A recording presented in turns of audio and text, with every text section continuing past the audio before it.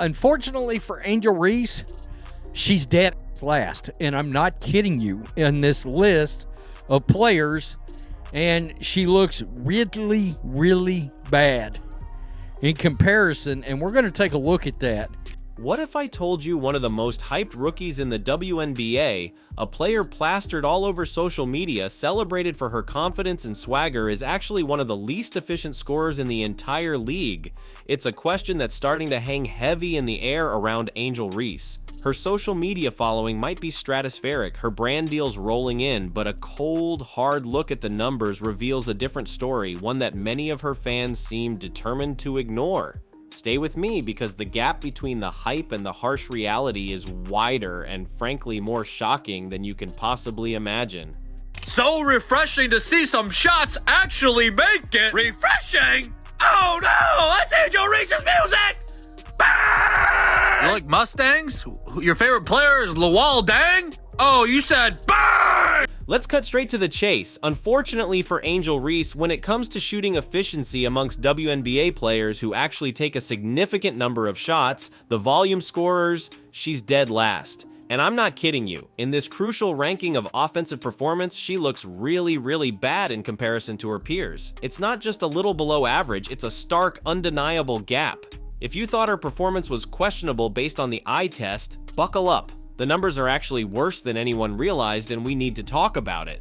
A couple of the most baffling things that I've seen this offseason is the lack of videos involving Angel Reese working on layups. Now, look, the layup issue is a real issue for Angel Reese, and I don't understand the taking all the...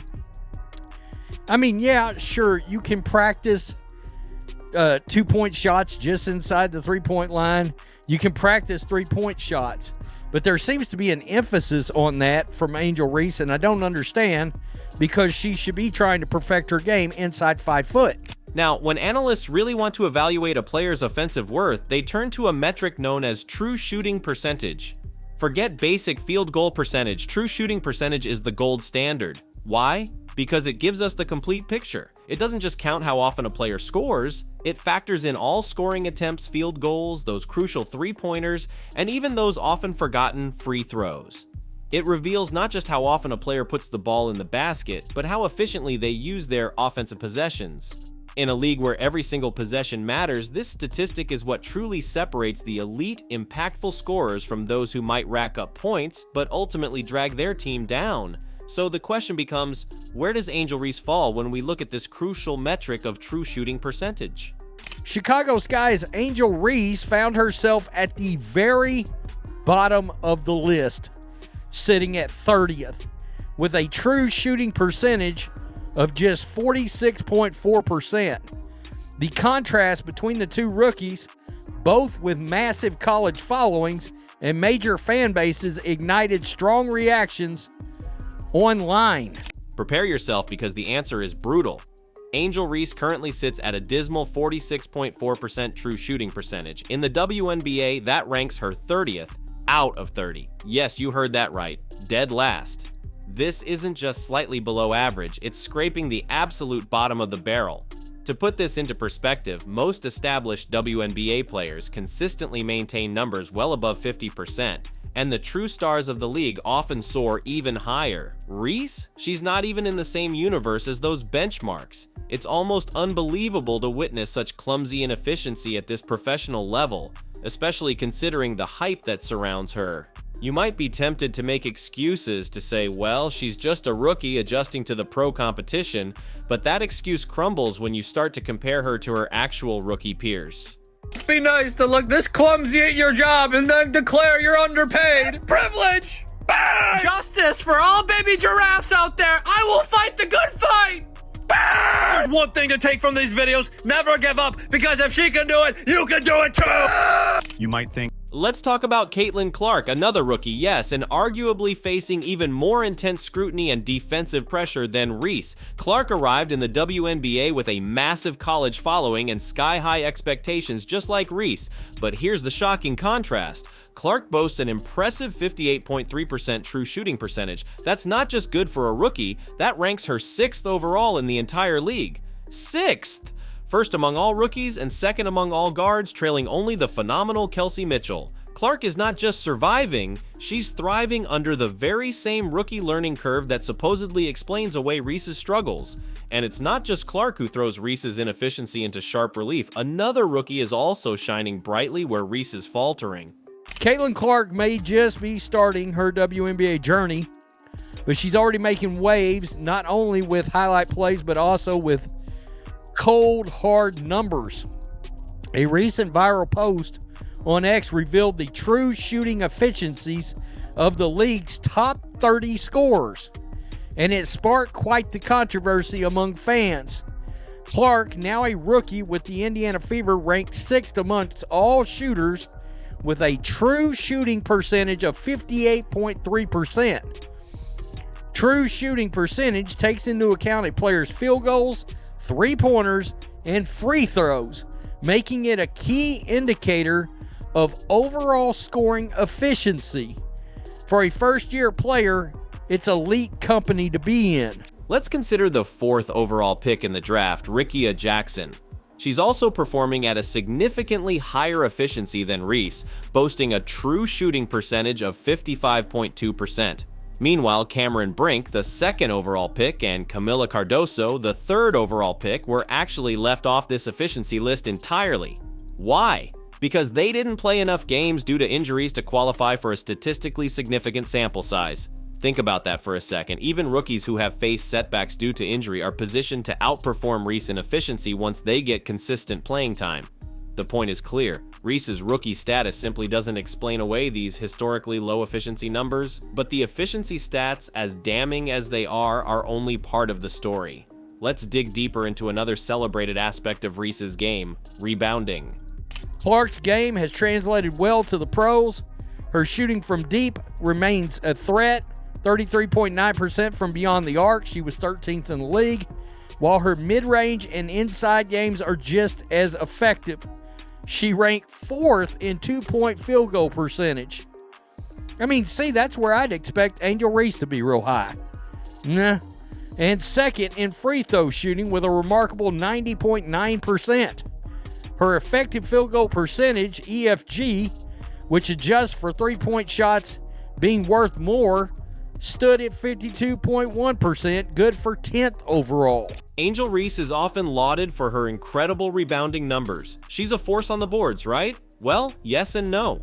Here's something truly shocking that almost nobody is talking about. Nearly 40% of Reese's much-celebrated rebounds come from collecting her own missed shots. Let that sink in for a moment. While the raw rebounding numbers look impressive on paper, they are significantly inflated by her own inefficiency. She's literally creating rebounding opportunities for herself by missing shots that most post players at this level would convert with ease.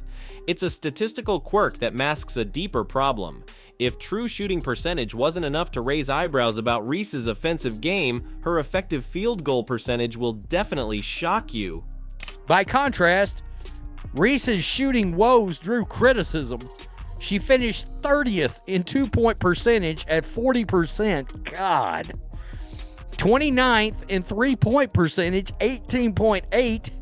And her effective field goal percentage was a league low 39.5%. That's crazy as hell. And I don't want to hear nothing about a big. We're going to take a look at something.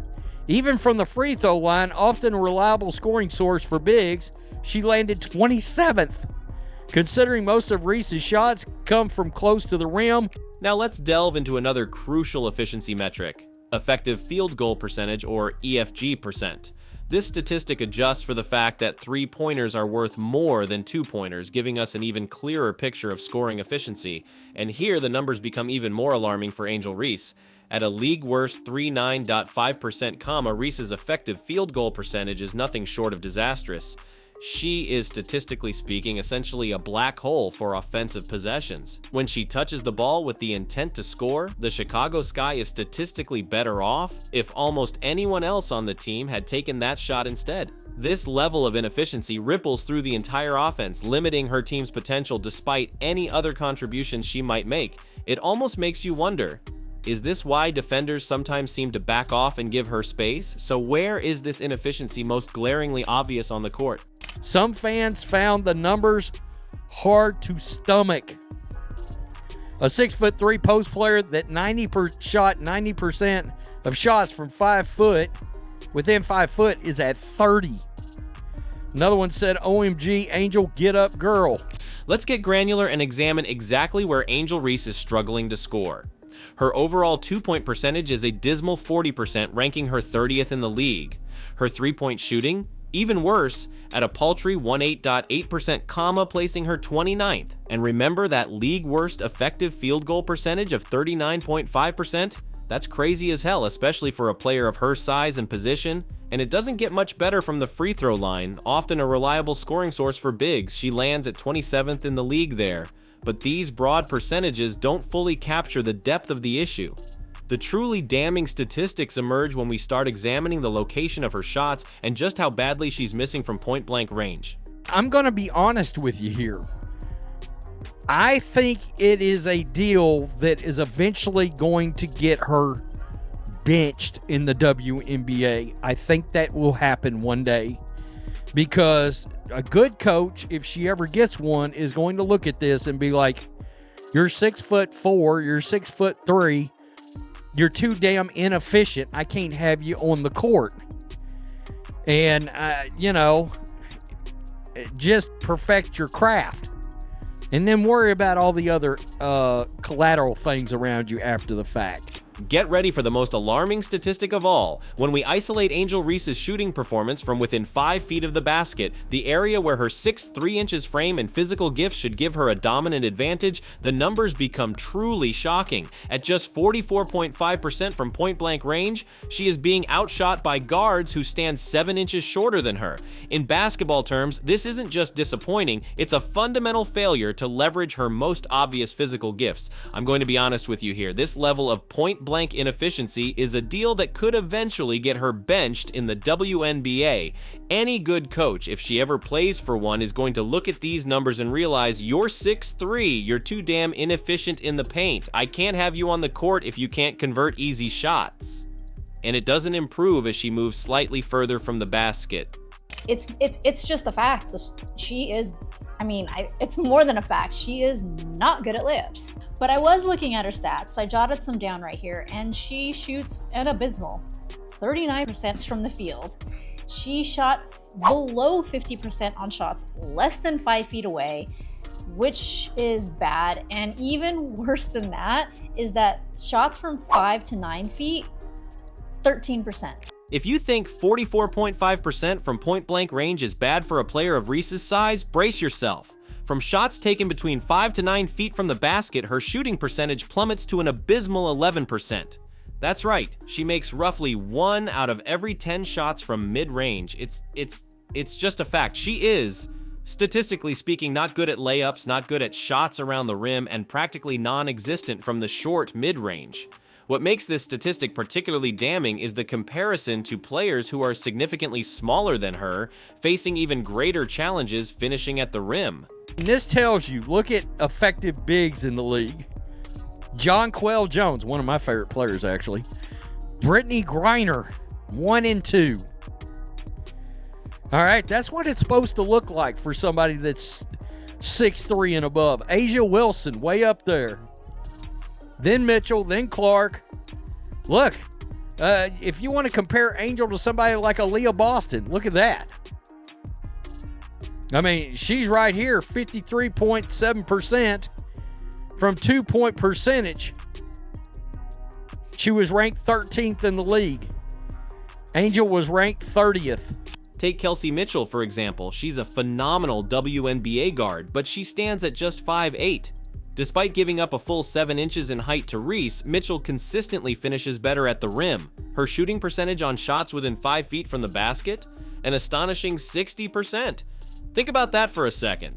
A guard who barely reaches Reese's shoulders is demonstrably more effective in the paint than someone with every physical advantage imaginable. This isn't just about height either. Game footage analysis reveals specific technical flaws in Reese's finishing approach. poor footwork, inconsistent release points, and a tendency to rush shots even when completely uncontested. It's not just bad luck, it's a technical breakdown. Angel Reese doesn't look so hot here. Caitlin Clark, she did that as a rookie, folks. Think about that a minute. As a rookie. One analysis of Reese's shooting form described it as a basketball fundamentals horror show. They pointed to her crossed wrists and a pushing action that originates from her hips, rather than a proper fluid shooting motion. Some fans, less charitably, have even likened it to watching an uncoordinated baby giraffe attempting to play basketball. And when you compare her to effective bigs in the league, players like Jonquel Jones, Brittany Griner, A'ja Wilson, the contrast is stark. Those are the kinds of efficiency numbers you expect from someone 6'3" and above. But when you look at Reese next to these players, and even next to guards like Mitchell and Clark, the technical deficiencies become glaringly obvious. Basketball legends are taking notice of these issues, and they aren't holding back their opinions. There's footage out there of Angel working on her game, in the lab, as they say, and mostly what we see is Angel shooting three-pointers. When basketball royalty speaks, smart players listen. Unfortunately for Angel Reese, the royalty isn't exactly singing her praises these days. What started as enthusiastic support from Hall of Famers has evolved into something far more uncomfortable: public intervention. The most telling moment came on Reese's own podcast, where WNBA legend Lisa Leslie didn't mince words about the fundamental issue plaguing Reese's game. Speaking directly to Reese, Leslie stated bluntly, addressing the elephant in the room that Reese herself seems reluctant to acknowledge: "The biggest advice I have for you is going to be how you shoot your layups, period." This wasn't just casual feedback, it was a 4-time Olympic gold medalist and 3-time WNBA MVP, pointing directly at the career-threatening flaw Reese keeps ignoring. Leslie went on to emphasize the need for Reese to completely restructure her form and improve her touch around the rim, especially those desperation shots she seems to take. And Leslie wasn't the only legend to weigh in. Shaq also had some very direct feedback for Reese. Then came the awkward moment with Shaq, delivering what some fans described as verbal body shots. In a now viral clip, Shaq compared Reese to Antoine Jamison. Now, while Jamison was a solid NBA player who scored over 20,000 points in his career, he's hardly a Hall of Famer and certainly not in Shaq's legendary stratosphere.